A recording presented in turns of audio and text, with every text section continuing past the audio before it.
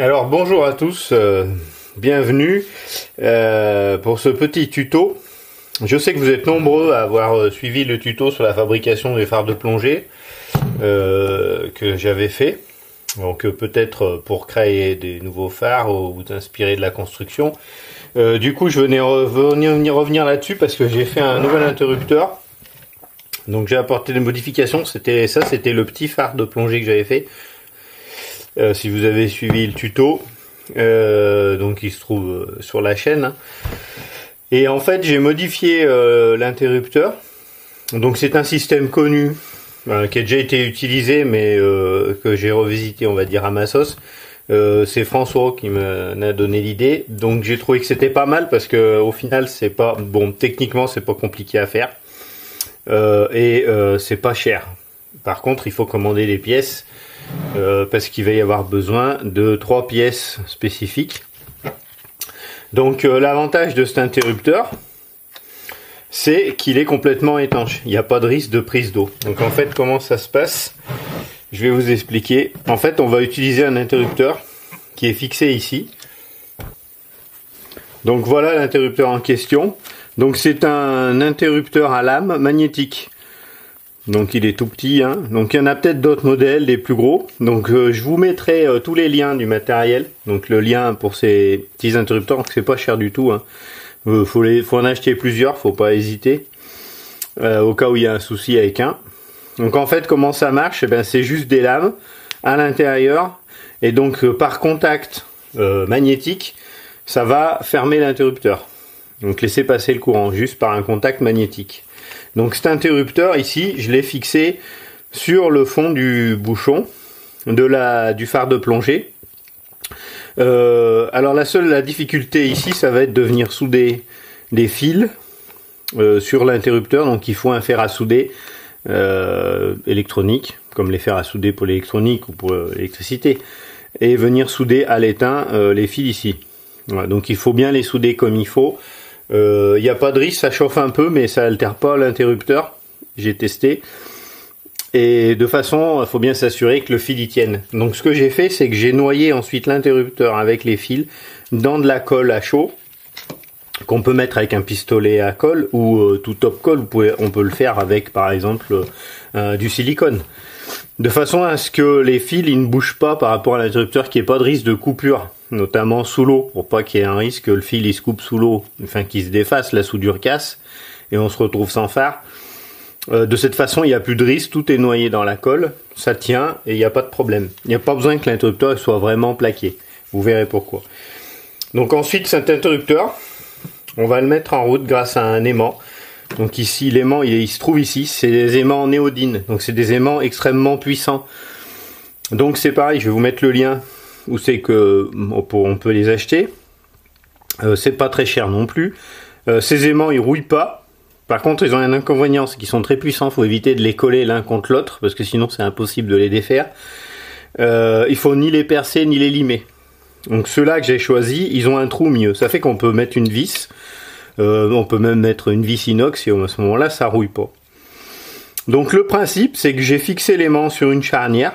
Donc ça c'est une charnière de récupération, vous pouvez le faire avec ce que vous voulez. Et en fait l'aimant est tellement puissant, il est attiré par le métal ici de la charnière et ça le maintient plaqué contre le bouchon en fait, donc contre l'interrupteur. Et comme il est très puissant, même s'il se trouve pas vraiment en face de l'interrupteur, ça va déclencher l'interrupteur.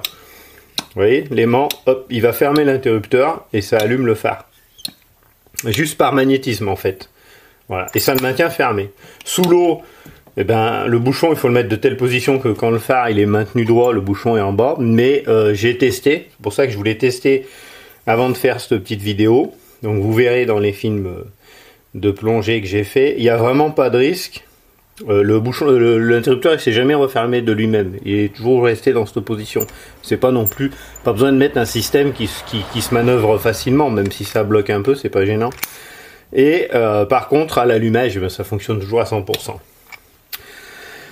Donc ça c'est la première des choses. Deuxième chose, on peut pas relier directement l'interrupteur à la batterie et au phare. Parce que si on fait passer l'ampérage de la batterie à travers ce petit interrupteur, à lame.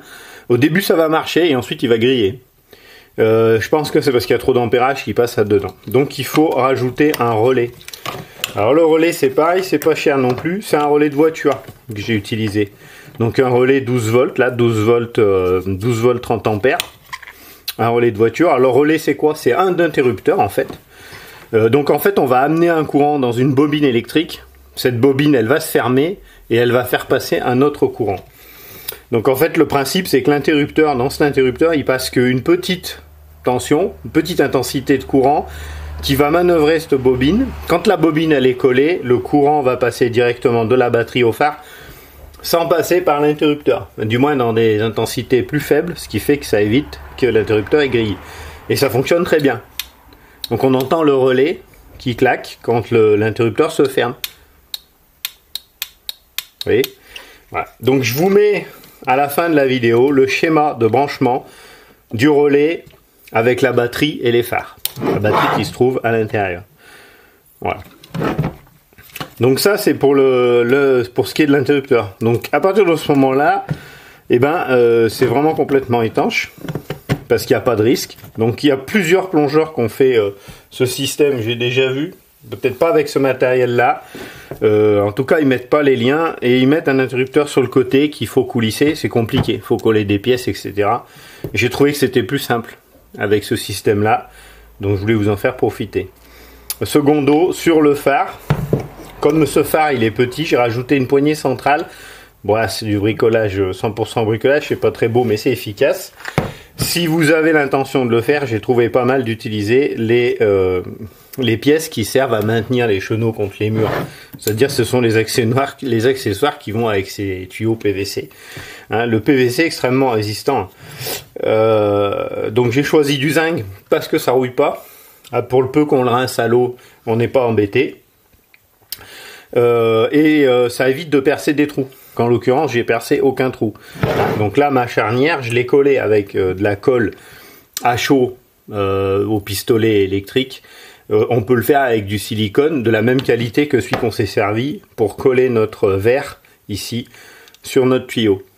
Ouais, donc je l'ai testé, ça fait plusieurs années maintenant, ça marche très bien. Bon, ce que j'ai rajouté là-dessus, c'est en fait une tige télescopique. Donc c'est moi qui l'ai bricolé, c'est un bâton de marche que j'ai récupéré avec un support de lampe pour venir mettre la caméra GoPro, ce qui permet d'avoir un système qui coulisse et d'approcher plus facilement les animaux marins et de filmer différemment, par exemple sous les rochers, etc. Bon, ça c'est juste un bricolage de mon invention, mais c'était pour vous montrer l'idée qu'on peut mettre une poignée sous l'eau, ça ne tient pas, ça prend pas de poids, ça pèse plus rien, et on a notre système d'interrupteur complètement étanche. Voilà. Donc j'ai vu le même système en plongée, équipé par des plongeurs bouteilles qui sont descendus à 40 mètres avec des systèmes comme ça, pas le même que le mien, mais un système PVC, on va dire, qui résiste. Je gage que celui-là, il peut facilement résister à 40 mètres de profondeur. Et ça simplifie l'étanchéité au niveau du bouchon par rapport à ce nouvel interrupteur que je voulais vous présenter. Voilà. Ceci dit, vous trouverez tout dans le descriptif, les liens pour acheter, si vous le souhaitez, faire la même chose, les aimants néodyne, les interrupteurs à lame magnétique, et je vous mets à la fin de la vidéo le schéma de branchement pour le relais. Donc c'est un relais 4 pattes, ça s'appelle, hein, de voiture, le relais qui va servir à faire fonctionner cela. Voilà, c'est terminé pour cette vidéo, et pour ceux qui font de la plongée et qui veulent se servir de phares et de filmer, et ben je leur souhaite de bonnes plongées.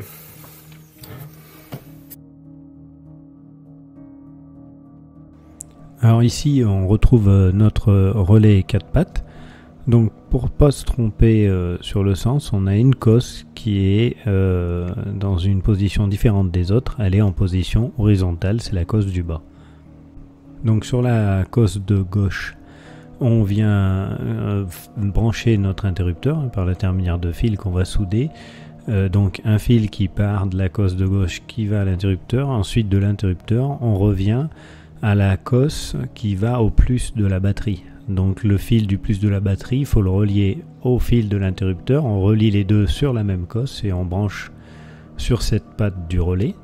Sur la patte de droite, on retrouve la masse de la batterie, donc le fil moins de la batterie, qui vient également se brancher avec le fil de l'ampoule ou des ampoules du projecteur. Et donc on les relie les deux sur la même cosse qu'on vient fixer, brancher sur la cosse de droite. Donc. Et la cosse du bas, c'est celle qui est horizontale, qui va à la lampe, l'ampoule du projecteur.